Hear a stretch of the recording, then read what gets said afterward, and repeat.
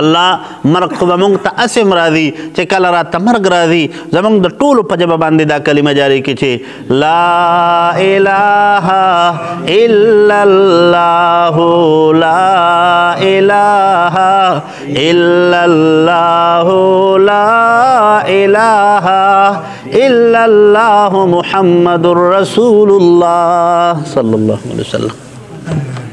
الحمد لله رب العالمین والعاقبة للمتقین والصلاة والسلام على خیر خلقه محمد وآله وأصحابه أجمعين الطيبين الطاهرين. اللهم إنك عفو كريم تحب العفو فاعف عنا يا كريم. اللهم إنا نعوذ بك من جهد البلاء ودرق الشقاء وسوء القضاء وشماتة الأعداء.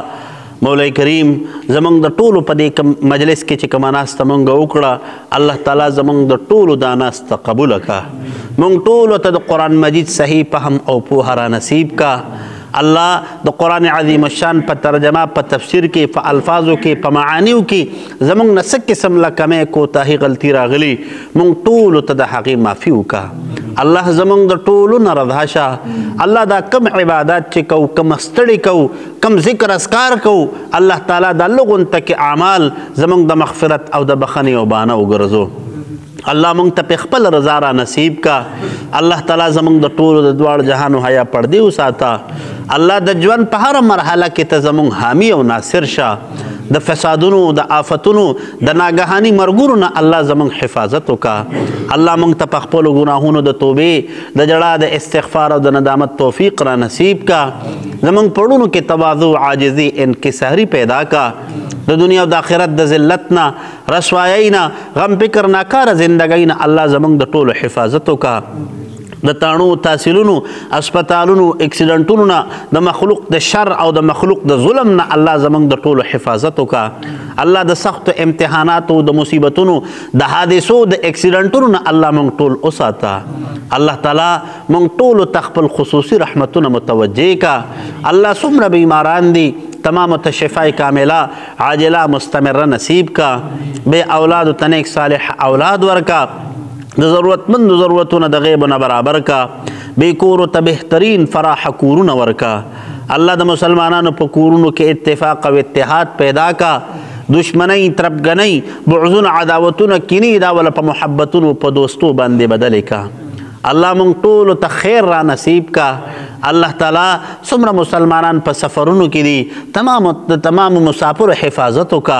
په سفرونو کې ورته خیر را پیښ کا. الله تعالی د دغه سفرونو چې په کومو مقاصدو باندې دی سفرونه کوي هغه تمام مقاصد ورته حاصل کا. الله د امت مسلمه څومره مردگان دي ټولو ته بخښنه وکا. د تمامو درجې بلند کا. په قبرونو والا انوارات او برکات نازل کا. د مجلس کې ناس ملګري او بهر اوریدونکي څومره دي د دنیا او د آخرت په عزتونو باندې سرفراده کا. الله زمونږ د ټولو د مغفرت او د بخښنې فیصلې وفرمایا. الله مونږ ستا ګنهګار خطاکار سیاکار بندگان الله ستا د رحمت په امید باندې ناس یو. الله مونږ ټول د خپل رحمت په لپیټ کې راوله. الله مونږ د خپل در نه ملري کو.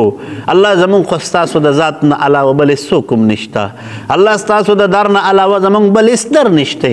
الہ العالمین مونږ ټول همیشه خپل در ته محتاج وساته.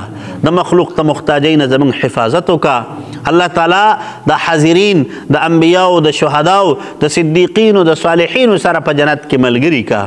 الله تعالی اعلی مراتب اعلی مکانات ورته په جنت کې نصیب کا.